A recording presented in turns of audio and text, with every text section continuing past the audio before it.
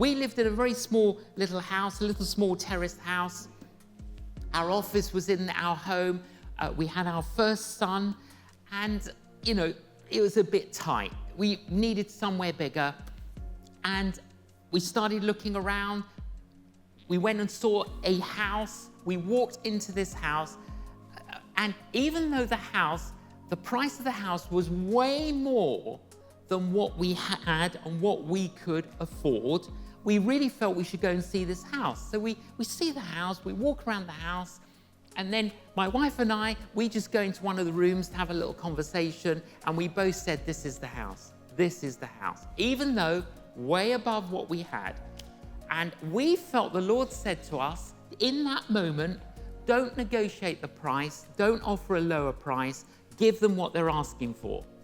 So we met the couple, we said, we'd love to buy the house and we'll give you what you're asking for.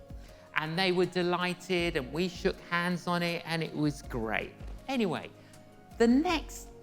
I then contact our solicitor, who's a friend of ours called Costa, and I tell him about that house, and he goes, John, do tell me, you haven't got the money. I said, no, I haven't got the money. He goes, oh, no.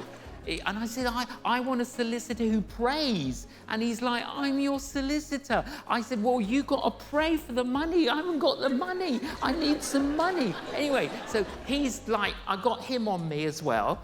The next day, the couple ring us, right? Now, the couple's Jewish. And he says to me, oh, Mr. John, since you left yesterday, we had 3 other people visit the house, and they've offered us higher price than what we'd asked. So if you're willing to match the higher price, we'd love to give it to you. So I said, okay, let me talk to my wife. So I talked to Killy, we pray about it.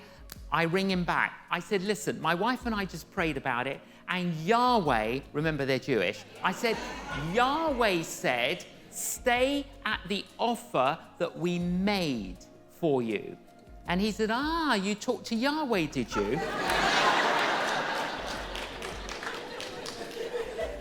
I said, I did. And I said, Yahweh knows what you're doing. And he told me to stay at the offer that you agreed. And he said, you tell Yahweh you're not going to get the house. So I said, I actually don't need to tell Yahweh anything. He knows what you just said. And that ended the conversation. I was a little bit disheartened, a bit discouraged. We both were convinced this was the house. It was the house. Anyway, well, we got it wrong. A week later, he phones up again. He says, Mr. John, you're not going to believe this. My wife and I have not slept for a whole week. We want you to have the house at the price we agreed. I said, shall I tell Yahweh? He said, I think Yahweh already knows. Well, of course Yahweh already knows. Wait a minute, there's more to the story. We've got this massive shortfall, right? I'm in regular contact with our solicitor, Costa. Anyway, I ring him up. I said, back on, Costa. He goes, have you got the money? I said, no. He says, right, come and see me tomorrow. So the next day, we make an appointment to go and see our friend, the solicitor, Costa. The next morning, the post arrives before we go and see Costa. And my wife gets a letter from her godmother. And her godmother wrote to her, and we've not been in contact with her godmother, like, for years.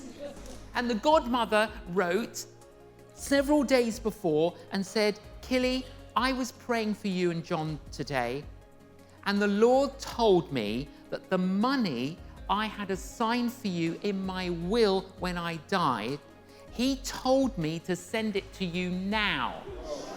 Is it useful?